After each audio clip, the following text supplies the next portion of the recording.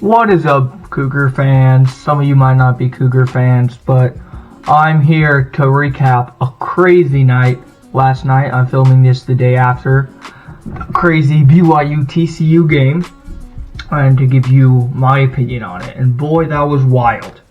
My dad was there, and I'm kind of jealous. I wish I was there. It looked like a fun night. The fans really showed out. So I'm gonna go ahead give you guys my opinion on it. I am filming this the day after, as I told you before. So one interesting stat that I want to start us off with that's crazy to me.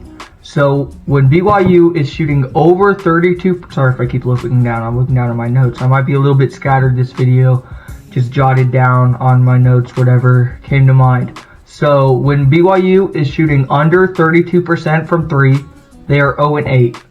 When they are shooting over 32% from 3, they're 21-0. And I have to give that credit to Greg Rebel. He's amazing. I love Greg. Yesterday, in the first half, we were shooting 7.7% from 3 in the first half. We shot it so good from 3 in the second half that we made it up to 32.1. So we just barely snuck in to that magic number, 32%. So if we shoot 32%, we will win the game. And if we don't, we won't win the game. So I'm just going to go ahead and read off the stats from the game to you. So Noah Waterman, 18 minutes. He put up 4 points, 2 for 5 from the field, 0 for 2 from 3. And Khalifa did not score, 0 for 3 from the field, all of those being 3-pointers. In 17 minutes, he did not score, but he had 5 assists and 3 rebounds. I'm pretty sure all of those assists came in like the first 5 minutes. He was dotting people up, finding cutters like crazy like he's done all year. And then Dallin Hall, he played 35 minutes, scored 12 points, 7 assists, 6 rebounds, 4 of 7 from the field, and 3 of 5 from 3. I was really impressed by Dallin Hall. I think his decision making has been great. He's one of the most improved players in college basketball, which you would expect because last year he was fresh off his mission. So he never played college basketball. He hadn't played basketball in 2 years. So now he comes back this year, he's really improved as a shooter, as a passer. He can still work on his three-point shooting, but I think he's improved as that facilitator that we need, that can run our offense. And Khalifa has been able to do that too. Anyway, so in 32 minutes, Spencer Johnson put up 10 points, 4 rebounds, 3 assists, 4 of 8 from the field, and 0 for 2 from 3.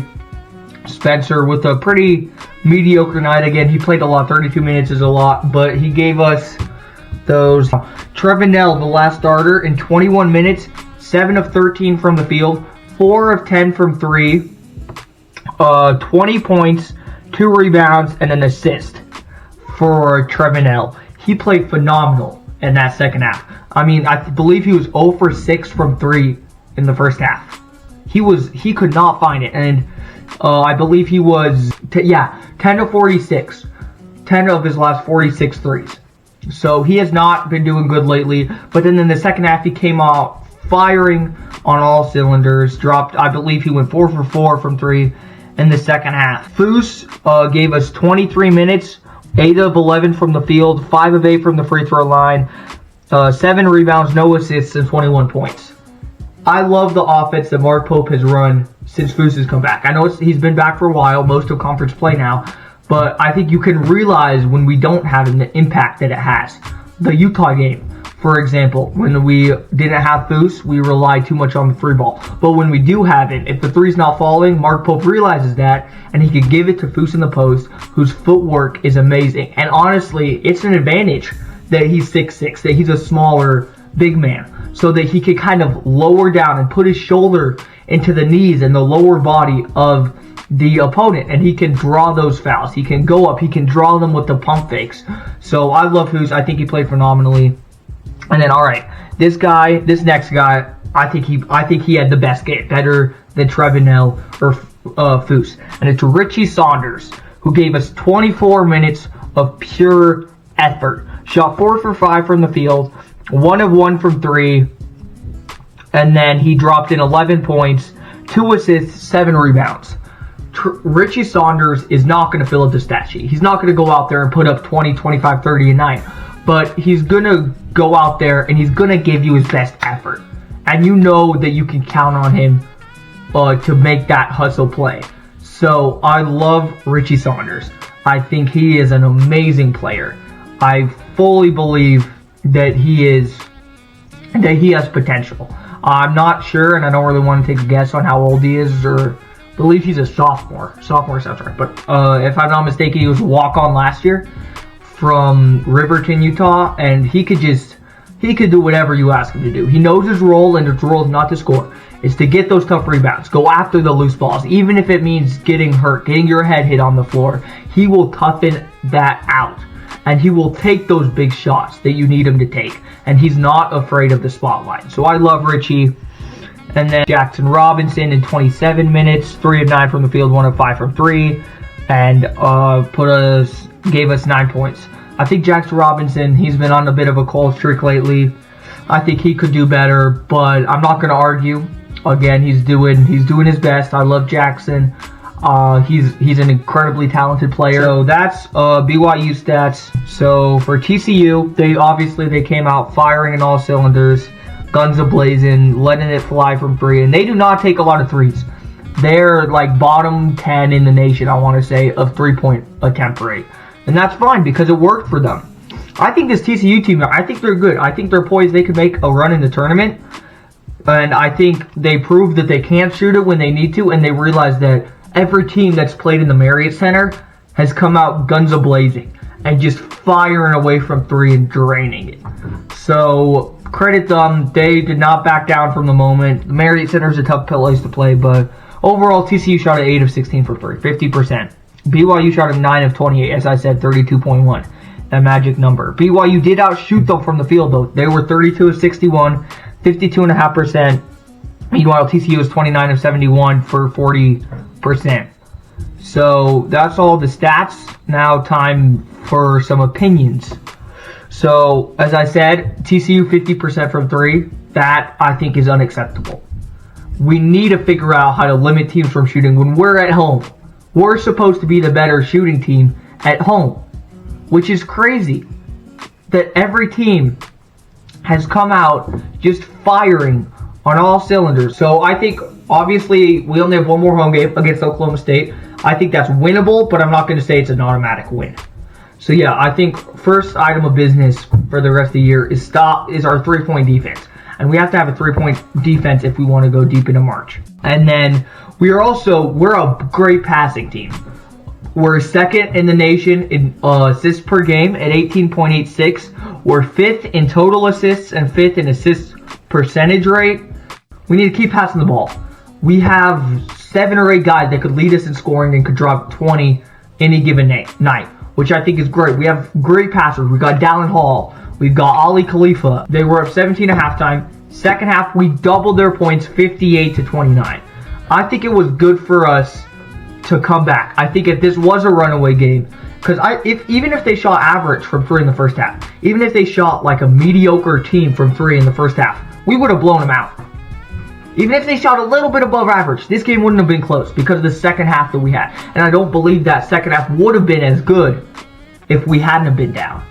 And I heard a joke that Pope probably reminded them in the locker room at halftime. He reminded them that the new NCAA college football game was coming out this summer, and that got them pumped up and ready to go run through a brick wall, because I'm pumped for that game. But that's not what this is about. I think this shows us that if we are down 10, 12, 15, 20, maybe not 20, but 10, 12, 15 points in the tournament, we're not out of it.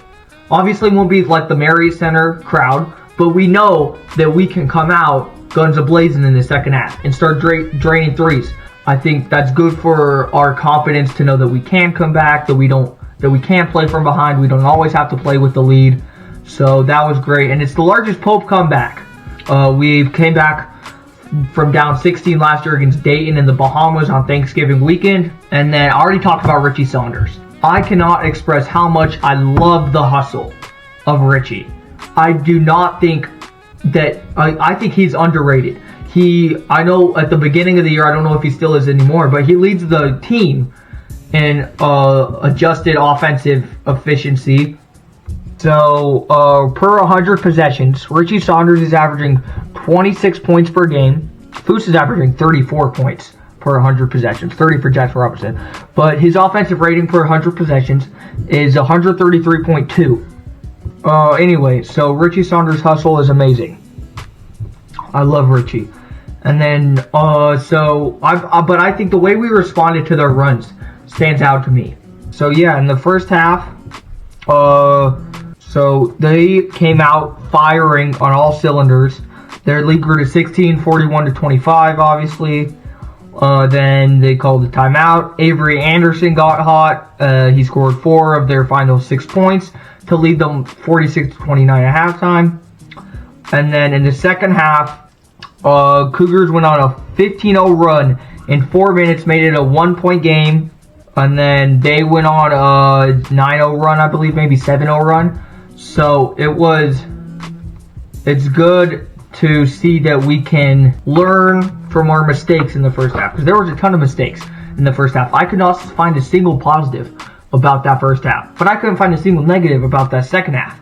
So the way we responded to the runs, the way we came back, and the way it got us motivated, fired up to come back and respond. So anyway, some other fun facts. Jackson Robinson has a career-high 16 straight games with a three-pointer. And I do think that our offense is fast-paced.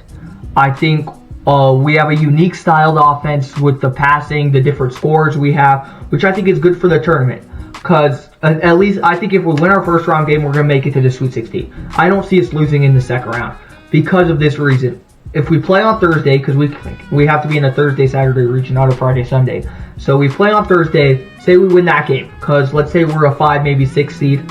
So let's say we win there. And then we go to and then we play again on Saturday. Whatever team we play they only have 24 hours to prepare for us. They only have 1 day to prepare for our unique style of offense. So I think we can come out fast-paced. That team's tired from just playing 2 days prior. So they're going to obviously be exhausted. We are too, but we're used to that fast-paced offense. So I think we can turn some heads in the tournament. And then obviously after the first Saturday, after the second round, whatever team we play in the Sweet 16, if we get to the Sweet 16, we'll have nearly a week to prepare for us. So anyway, that's my breakdown of the TCU BYU game. We'll be back either Wednesday night or Thursday to recap the Iowa State game. And hope you guys are having a great day. Go Cougs. Peace out.